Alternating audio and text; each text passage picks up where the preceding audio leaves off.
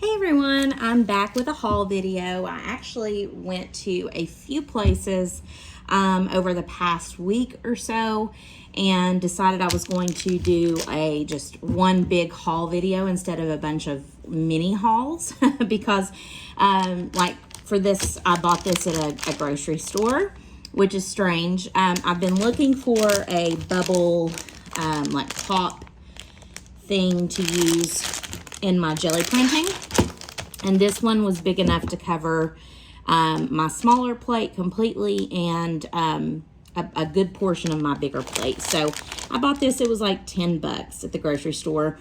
That's pretty comparable to everywhere else that I've seen. I've looked at places like Marshall's and oh gosh, like any of the stores like Target, and they're about the same price, but this one was big and it was square, so that's the reason that I bought this particular one over those. So I got this for like $9.99, something like that. This is the only thing for this haul video that I bought from a place outside of a thrift store or Dollar Tree, but I wanted to throw that in because I've had a lot of questions about jelly printing, and I'm getting ready to do a jelly printing video for you guys, so stay tuned for that, but I'm going to probably use this in that video. I wanted to show it to you before I actually use it to print. So I'll start with my Dollar Tree stuff since there's only a little bit of that in this haul.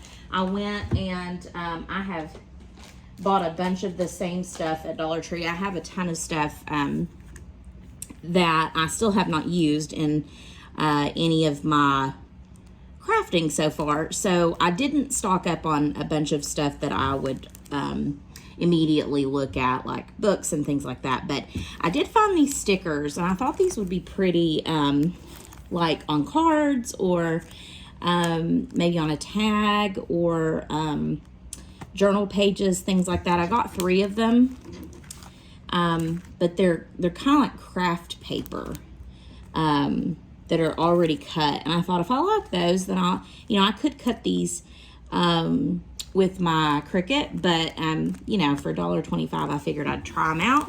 I could stamp on them. Like stamp images or words. So I just bought these to experiment with.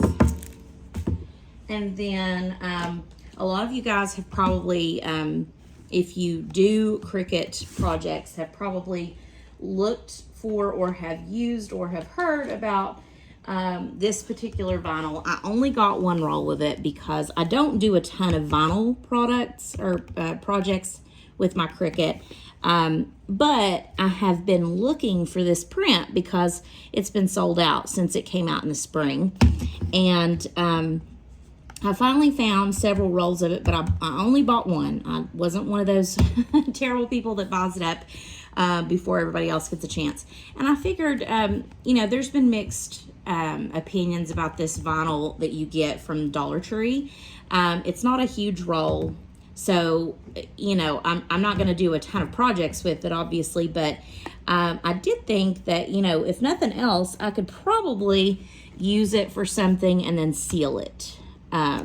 Maybe a picture or a sign or, something. And I'm going to experiment with it because I have several rolls of the vinyl that are just plain colors, and I have yet to play with them. So this will be when I kind of figure out and have played with the other vinyl from Dollar Tree to see the quality.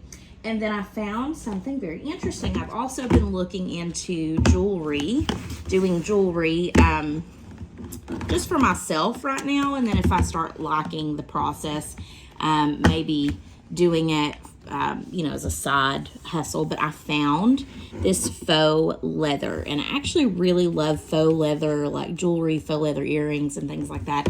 So I got a roll of white, and you can see it. It's it's a pretty texture. The back of the roll makes it look pretty cheap, but if you're just using it, you can see, maybe you can see here, it's not I don't know if I can get it zoomed in on here, but it's not backed with anything. It's just kind of that nylon mesh on the back. But, you know, just for jewelry, something that's not going to get a ton of use. Or maybe even for the outside of a journal. I thought these would be really cool to play with. So I got white and brown, and then I got 2 black because I use black stuff a lot, particularly for jewelry. But I bought these 4 rolls in addition to that vinyl paper, and thought I would play with them. If you have played with the faux leather, then let me know how you like it, if it cuts well, and what you've done with it. So this was kind of an impulse purchase. I had not planned on purchasing these. I have a ton of pill boxes already. I've got a travel one for when I go out of town. Of course, I have one of these for just my everyday vitamins and ibuprofen and stuff. But I saw these and I thought, I just filmed a video. I have not posted it yet, of a box that Valerie sent me here recently after she went to an estate sale. And she gave me a lot of little pieces and bits and bobs, and I wasn't sure how to store them. And I thought, even though these sometimes can be a little bit flimsy, I might store them in this little organizer and then put them in my desk so that they're easy access. And I think what I might do is I might take some acetone and just remove the letters and the words, and then it'll just be a clear organizer. So for $1.25, I figured that would be a good storage solution for my desk, for little beads, or just the little things that I get sent in Happy Mail that I want to keep and use, but I have a tendency to struggle with ideas to store. So that's what I got at Dollar Tree. Again, I told you it was a small haul for that store.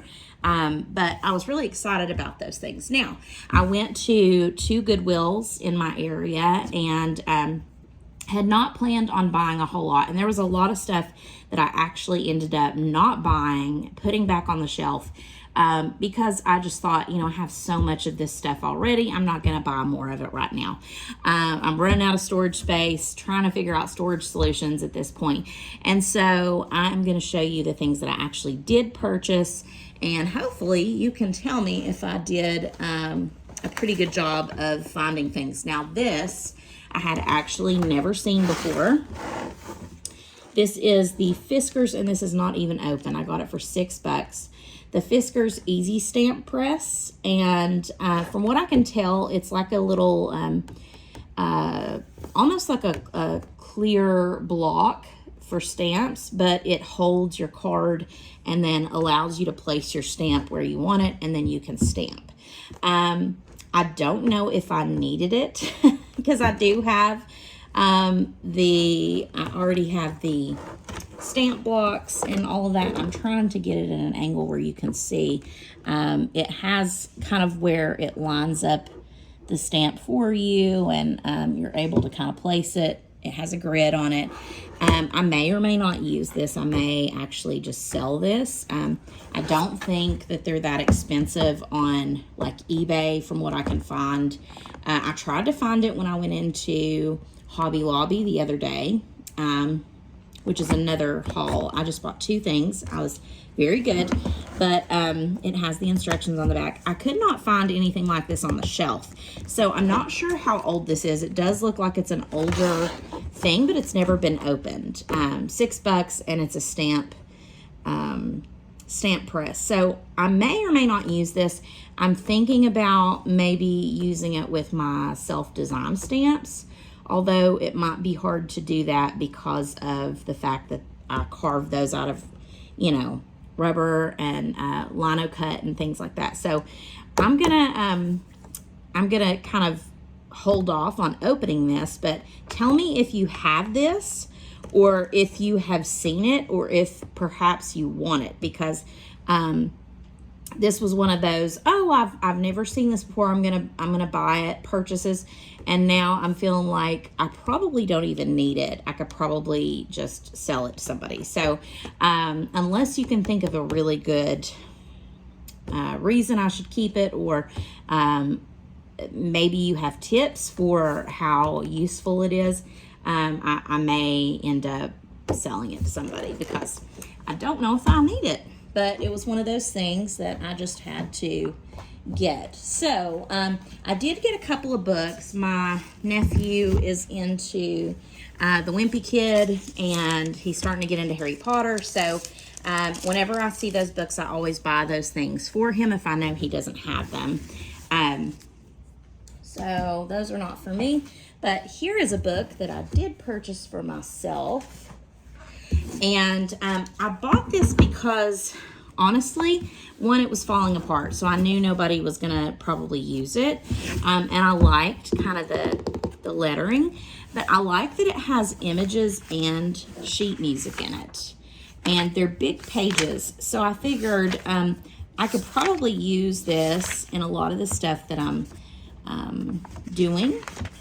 And the pages are pretty, I won't say heavy, but they're good quality pages. So I thought, you know, it's kind of interesting that it has these pictures in it. It looks like it might have been at some point a children's like school book, probably for, you know, students at school. It has a little piano back here. How cute is that? So I figured, you know, I can definitely find things to do with the sheets. And it has, like, you know, the classic songs, Star Spangled Banner, America the Beautiful, all that stuff.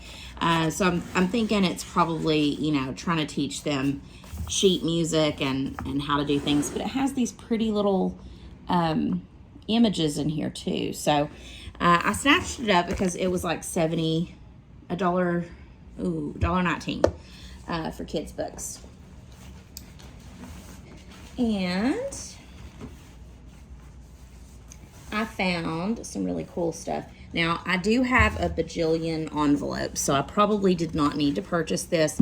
However, it was 99 cents. It's 100, and these are smaller. They're invitation envelopes, and they're kind of aged. They've got kind of an aged color to them because they're so old. I figured if nothing else, I can always use envelopes. They were 99 cents for this big thing. I couldn't get 100 envelopes at Dollar Tree for that price. And they would make cute Happy Mail, or maybe a little tiny book, or, you know, I can use them as a template. I can open them up and use them as a template to create a smaller envelope. So I went ahead and snatched them up. They are 4 3/8 by 5 3/4. So, so yeah, you know, whenever I find something that cheap, I always snatch it up. Now, again, I don't use my Cricut very much, but this was 99 cents, and it's a foil iron-on. It is unopened, and you can make lots of cool stuff with this foil iron-on for 99 cents. I was not going to leave that on the shelf. If nothing else, I can put this on a mug, or use it for, you know, a car sticker or something like that. But you know, I figured 99 cents. Here's a little pillow that somebody made, a little mermaid towel. I thought it was super cute. And silver is a good neutral color that, you know, you can use. Now, this was an impulse purchase for sure. It's not really crafting related, but I got it for 99 cents. And I love this Kiekerland company. They make some really cool little things.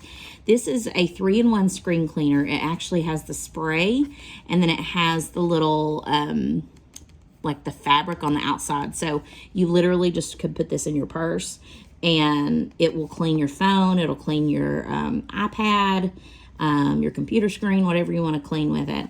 And then it has like a case. So 99 cents, I grabbed it. impulse purchase, and this is another one of those impulse purchases. I could put all my little beads and everything in these. I don't know what I'm going to do with these, but it was $4.99 for this little set, and they're like little numbered trinket ceramic boxes, and they're in good condition. They have been opened up, I think, but I don't think they've ever been used because they still have the plastic on the outside of them. You can see kind of in, I don't know if you can see in, but there's a plastic that goes over them. They don't look like they've been taken out, but maybe they have. But they're in good condition, and they're numbered, and I'm not really sure what I'm going to do with them. Maybe they can be, you know, in a jewelry box or something. I just kind of liked them. I liked the style of them. Maybe they can go on my desk. I don't know. Tell me, was this one of those things that I probably should have left on the shelf for somebody else? I'm trying to get rid of things, and I just keep bringing things home. So it is what it is. Now, this was a total score because I actually I was looking for, and have been looking for, paint, because I'm so cheap. I don't want to go buy the good stuff full price. When you go to like Michael's or Hobby Lobby, the good acrylic, especially the thick body, is usually like $5, $6, $7 a tube. Sometimes even more, $9, $10 a tube. This is the thick body acrylic, and I got them $4.99 for this bag. This was white and brown and bright gold, all things that I use. And then here's $2.99 for the blue and the raw umber. So those are definitely going to get a lot of use. I've never used the Master's Touch, but you can see the original price here, which this came from Hobby Lobby, $19.99. This was $9.99. These bigger ones were $19.99, so that's two $19.99s and $9.99. So this is what, $40, $50 here in this, and $30 in this, that I got for what, $7. So I scored on this. I'm always looking for acrylic. Anytime I find acrylic or mediums or anything like that, I snatch it up, even if it's kind of old, because you never know what you can do with it. Sometimes it's deceptive. I found some jump rings. Again, I told you I was thinking of doing some jewelry, and jump rings are those things that aren't super expensive anyway, but having to buy them and having to like ship them here or go buy them at a store can get, you know, like you have to wait for things. They don't always arrive at the same time. So this was a nice find. $9.99 99 cents rather. That would be expensive.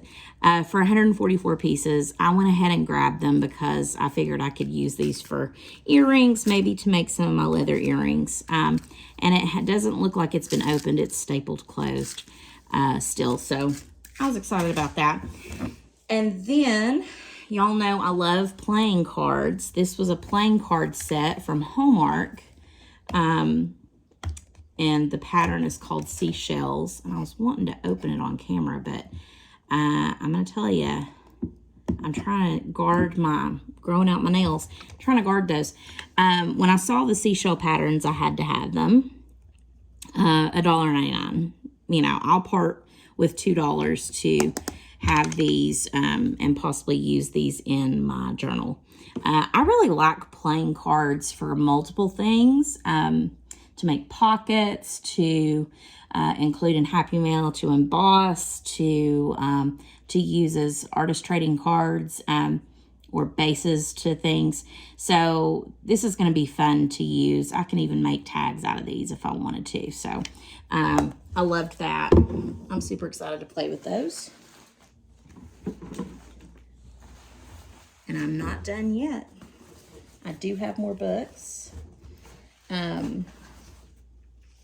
This is more for me. Surprise, surprise. More books for me, a Cezanne book, and it has some really good slides in here. Pretty full page color color images of his work. And so, you know, as an art teacher, it's like $1.79. I have to pick that up. It's not often that you find good condition slide books like that. And then these were kind of an interesting find, I think. There we go. These are both in Russian. And I thought this was an interesting cover. This is kind of what piqued my interest. As you can see, maybe you can see, I don't know if it's clear, but you can see that this is in Russian. So when I saw that, I pulled it, and then I saw the little face on it, and I'm obsessed with line work like this. So it looks like a poetry book or something like that, maybe an anthology of poetry. And you know, if I have any Russian viewers, you can tell me. But it just is pretty. And the paper is nice and aged, and it's got that old book smell. So I purchased this. Look at that harp. So that I could, you know, maybe tear it apart and use the spine, and use the pages. And then this one was close to it. I don't know what the book is, but it's got that aged page, and then it had some illustrations in it, which I'm obsessed with illustrations, especially like line drawings and hatched pictures where you see lots of hatching. And I just think they're really pretty and really interesting, and I thought they would be fun to play with. So that almost makes me think of Dostoevsky, but I'm sure that's not what it is. So this is a book about something. If anybody knows the title or what it's about, let me know, because I'm excited to find out more about it. Or even a site where I can look that up. I don't know that I have a SKU that I can type into Google easily. But so I got those to play with. And then I found this book. I have been really hitting it out of the park with finding these art books. This is about printing and I think for the most part fabric art. And I was super excited because I love doing fabric art. And heck, for $1.79, this may give me some ideas. So you can see there's like all kinds of techniques and things like that, things that you can use. It talks about materials and different mediums and how to draw them and all that good stuff. So I thought I would look through this, and maybe I'll do a video on what I see. But the book is Intentional Printing, Simple Techniques for Inspired Fabric Art by Lynn Krasik. I don't know how to say it. I've butchered it, I'm sure. But look it up. It looks like a good book, and I'm going to look through it and hopefully find some really cool things to do. Now, I'm always on the lookout for fabric. Actually, let me do the fabric now. And I've tried not to do a whole lot of fabric lately, just because I have so much of it stashed now. But I found these napkins, and I don't think they'll ever go with my decor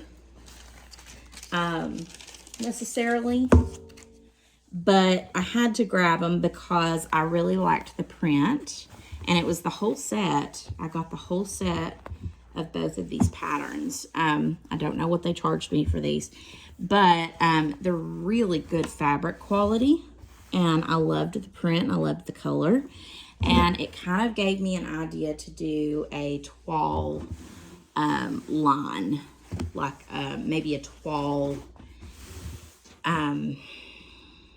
journal, and maybe some tags and some decor some embellishments and things with toile. But I just, you know, I was obsessed with this when I found it. So I got the whole set, and I do love the toile napkins. I may not cut into those. I may not use them.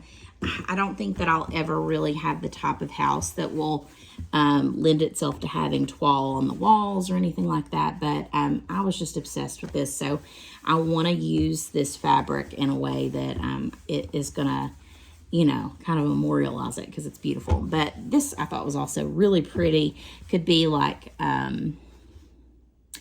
fabric that you tear for the tags, or it could be on the outside of a book. It could go in. I could make bookmarks, things like that. So I'll definitely be cutting into these. These I may have to set aside. I don't want to be too precious with it, but I really love that print. So yeah, I scored on that. And then I'm also always looking for pads of paper, particularly from Canson and a couple of other companies. You know, when you go to buy this at Michael's, it's expensive. This is a $2 pad. It is marker paper, which if you're not really sure what the difference between that and a sketch pad is, it's very smooth paper. This has a semi-translucent finish. It's 100 pound, and you can see through it kind of. If I were to put it up to the light, I don't think it really is going to show on the camera, but it doesn't have much tooth. It's very slippery, very silky, and I thought that might be nice because I have a lot of heavy textured paper, and it was like the whole pad. This originally had 100 sheets. It's 9 by 12, and I can definitely use this for, you know, signatures or doing just about anything, honestly. So $1.99, I snatched that up. I always snatch up these paper pads because they're just so good to have and pull from when you need something. And then because I do use these quite often, I did find for 99 cents again a huge pack of mailing labels. This is 1,000 labels, and it feels like it's full. They're pretty fat too. So I just like to be able to make my own stickers with paint or stamps, and for 99 cents, always pick these up because they're excellent for journaling. I've never actually seen this brand before, so this will be interesting, but it does say it's smudge proof inkjet. I don't know if that really means that it will work with you know, like stamp ink, archival ink, but I would think so. So I think the finish of this is real matte, so I'm excited to play with those. I still have quite a bit from the last few boxes that I've bought, and then I don't know if this works, but I needed an upgrade on staplers. My staplers are cheap, and I've purchased them, you know, from Dollar Tree, and I think I had one from Amazon, and I was like, I need to upgrade. So whenever I see a good stapler, I'm picking it up. This is a swing line. If anybody knows anything about office supplies, swing line is always one of those staplers that you want to get, and it looks like a heavy duty stapler. I have not tested it. I am going to test it, but it was $2, and it looked like at this particular Goodwill, somebody had maybe closed out an office, or an office had cleaned out maybe their stock room or stash room, because there were a bunch of things like this. There were like boxes, file folders, things like that, but I already had a bunch of that stuff, so I didn't end up purchasing that. I think that's where the labels came from. I'm excited to get this because if it's still operational and still works, it's going to be a nice addition to my desk. It's going to help me a million times more than what I have currently. And then this one's going to seem random, but I have been looking for a blender, and surprisingly, my Goodwill has not had blenders. I don't know what it is, but even just a cheap blender, because I wanted to start making my own paper this summer, I have been looking every time I go, and no blenders. And then all of a sudden I go and they have a BlendTech blender, which I don't know if you know anything about this, but this is the type of blender I have in my house. This blender retails brand new for well over $100. It's an expensive blender, and it blends up everything. I mean, pulverizes things. You can make, you can blend just ice into slushies and water if you leave it long enough. So I purchased mine. I can't remember how much I bought it for, but I purchased it years ago, and I still have it. It works like a dream. And this was the only blender on the shelf. It was $6. So I am going to clean it up. I may end up selling it if I find another blender before I use it up. Because, you know, a BlendTech could go for a lot of money, I feel like. But if it looks like, because of the condition, it has been used and it does work.